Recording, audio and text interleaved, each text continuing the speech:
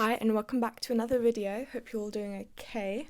Since we're getting near the end of the year and everyone's going to be sharing their reading statistics and all the books they read this year soon, I wanted to talk about how you can actually track what you read, because I've definitely improved how I do it over the past year, and I really wish that in 2023 I had done these things so that I could actually remember all the books I'd read, but unfortunately I didn't. So it's definitely something I'm going to be bringing forward in my life.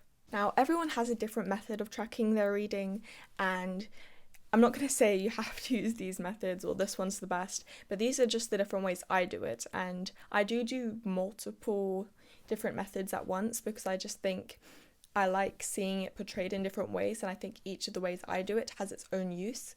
However, you could pick one, two, none, it's completely up to you. So the first one I used was actually just the Notes app.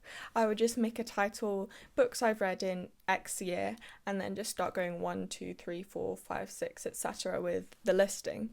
And this one's really useful because it's just quite a simple way to add on books every time you've read them. And I've used this one for a few years. I also did it in 2022, but I missed 2023, and I'm really kicking myself for that because it would have been nice to see all the books I read last year. But I have been using it this year, and it's nice to you can quickly scroll down and see, oh, I'm on this number this year, and see how many you want to get to if you have a reading goal. Now, it's not got the most features, it's not the most unique, but for just simple listing, if you don't really care about adding extra information and you just want a list of all the books you've read, then it's really useful.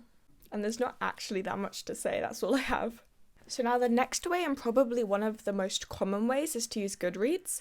Now, it's not like the best website, however, I find it's really useful because not only of the social aspect, which means your friends and your family can see what books you're reading and ask for recommendations, but I also love that you can create shelves, which means I can categorize each of my books into genres and the year they were released, so I can see how many fantasy books I read this year and what 2025 new releases I want to read. To me, another one of the great features is that you can keep track of your TBR this way, and I may or may not have 314 books on here, but it's fine. I am trying to sort through these because I don't want to have that many when I know some of these I added years ago and I don't actually think I want to read them anymore. But all the same, it's really nice to just see which ones you want to read. It's especially useful when I'm going to the bookstore because I can just make a simple to buy shelf and then I can see which ones I specifically wanted to get in physical form, either to annotate or just because I really like the cover.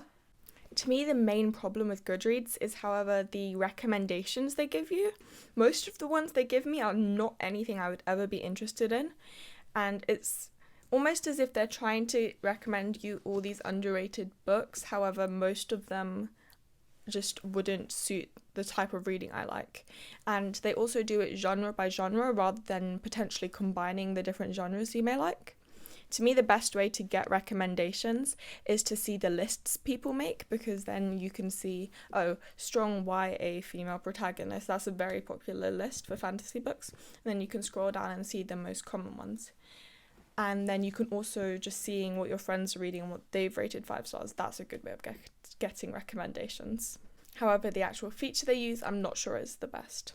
Next, I'm going to recommend Notion, which is typically a note-taking app. However, I find it's really good to track my reading because of the tables of data you can use. I like that I can tag each book on a different genre, the rating I gave it, how many pages it had, if it was a single or if it was a part of a series, the age rating, and I can just then filter which ones I could maybe recommend to a friend. For example, if my friend wanted a mystery book that was quite short, so maybe less than 350 pages, I can just put that in, filter it, and then see which ones I rated highly, which I think is a really cool feature. And then again, you can also just track the ones you read. I also love how customizable Notion is, and you can use a free version, you don't have to pay for it, and that's the one I use. So for example, if I go into my reading section, I can see the books that I've read in 2024, which I can go up and down. You have to add these extras, but it's fine. And then I go into the page and I have this huge table of all the ones I read. and I can see the genres. I have so many different tags you can see, and you can create more, as many as you need.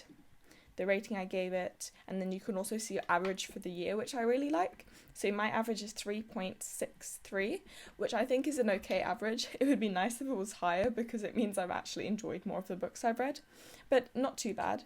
I've read 52,000 pages worth of books, which is kind of incomprehensible, but that's what it is.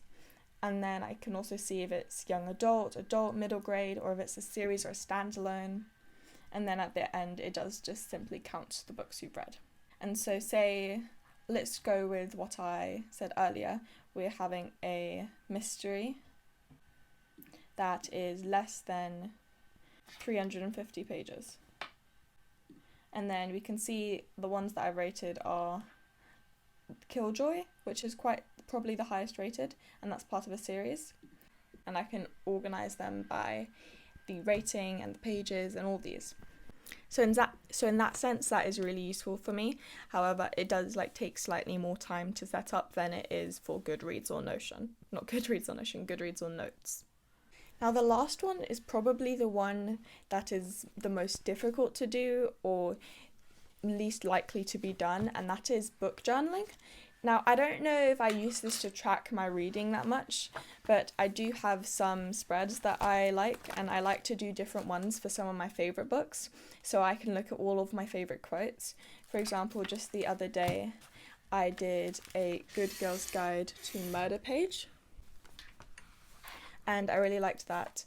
And then I've also done one for Fourth Wing, I've done one for Keeper of the Lost Cities, ACOTAR, The Hunger Games, and I'd like to do some more soon for Throne of Glass and maybe I don't know, Twilight or something. However, I need to print off some things for that first, which is why I haven't yet. And I like that I have made different lists, for example. My May reads and my June TBR. It's nice to just see it all laid out nicely. However, this one is dependent on if you have the supplies you'd like to do this and if you have a journal at all. But I do think it's really fun and it's really creative. So those are the ways I track my reading. I still want to try to read 14 books by the end of the year, and I'm really hoping I achieve that goal of 150, but even if I don't, it's not the end of the world. Thank you so much for watching this video. If there's a different way you track your reading, please let me know in the comments. Please like and subscribe if you're new, and I'll see you in the next one.